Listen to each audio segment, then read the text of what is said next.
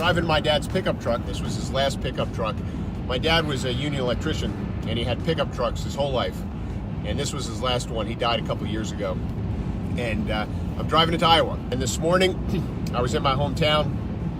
We went for breakfast at a diner that I used to go to as a kid called Bendick's Diner. And so I'm really proud that I'm really happy I kept my dad's last truck. And I'm really proud to take it out to Iowa. And I think it's going to be fun to drive it around.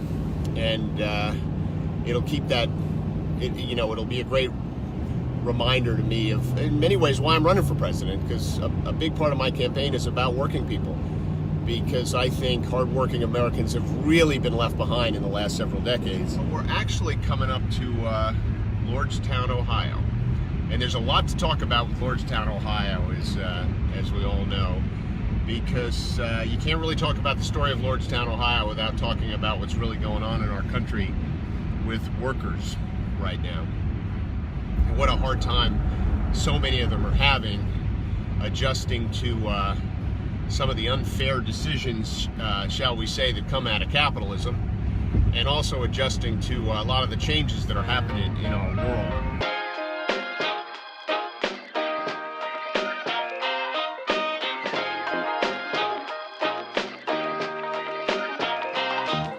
Well, if you really understand the communities and the people, right, you know how to do what you're doing. You know, there's a story of a bank called the Grameen Bank. The founder of it won the Nobel Prize about 10 years ago. And he founded a bank in Bangladesh. And he focused on making small loans to people who were starting businesses in poor towns in Bangladesh. And everyone said, well, that's going to be a terrible idea. That's not going to work. He said, no, I think it's going to work because I'm going to really know the people. And in addition to the person in the village borrowing the money, I'm going to get the whole community to agree that they will support the business when I make the loan. Really small loans. And he ran this thing for 30 years, made tens of billions of loans. He had fewer losses than the biggest banks in the world. And he completely changed all these communities. He won the Nobel Prize for it.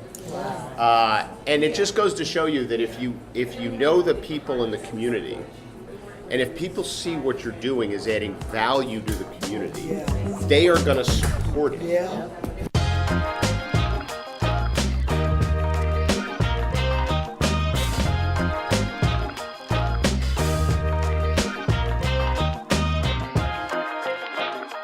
'40s, 1950s, upwards of 9 out of 10 Americans who were born between 1940 and 1950 would earn more than their parents.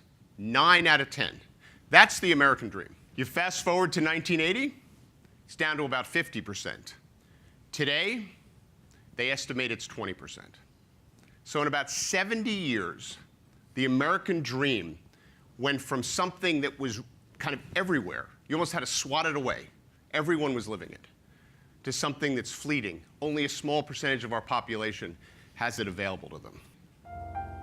And this is personal to me. So that's my grandfather, Al Rowe.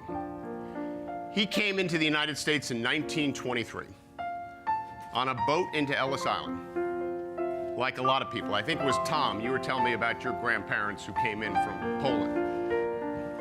So Al came in with his 7 brothers and sisters and his mother into Ellis Island. And back then, when you came into Ellis Island in the 20s, what they used to do is give you a physical. They called it a 6-second physical. Right? They looked at you real quickly. Make sure you were able-bodied. So Al wasn't let into the country. He was a little boy. His 7 brothers and sisters got let in, and his mother. But Al had 1 arm. So he was a disabled little boy. And back then, we didn't let him into the country. So they sent him to Staten Island to be deported. He stayed there for a while, but his family got him an appeal. And the appeal was held in the Great Hall of Ellis Island as well. It was probably the 6-second appeal. And he would tell the story at the Thanksgiving table. He's probably telling it now. And he would say, he went into the hall. There were hundreds of people there. He was scared. He was in the back of the room. And then the judge walks in. And the judge is putting on his robe. And my grandfather, the little boy with 1 arm, sees that the judge had one arm. And so when he got up to the judge looked at him and said, make something of your life, and he let him in. So the one-armed judge let in the one-armed boy, which he wasn't supposed to, and he made something of his life. But thank you all for coming out on a bit of a blustery morning. And did you say you ran this morning? Oh, here we go. I thought my trip from Davenport was a big deal. I want everybody to know that this weather was brought in special just for him, so he could have a true Iowa winter welcome. So ladies and gentlemen, without any further ado, I'd like to introduce Congressman John Delaney. Thank you. So if I had as good of a voice as Al does, this race would already be over. Yeah, that's a good projection. I like that. Thank you, sir. Well, thank you all for coming out here to our opening of our Des Moines office. I want to thank my team for all the work they did. Would you join me in giving my team a round of applause here? I feel so blessed. I feel so blessed to have some of the greatest people working on this campaign, and it inspires me every day. And as Al said, we've spent a lot of time in Iowa. This is my 21st trip. I've been to all 99 counties. I still believe the Iowa caucuses really matter. They really do. And in some ways, it's a gift that you give the whole country.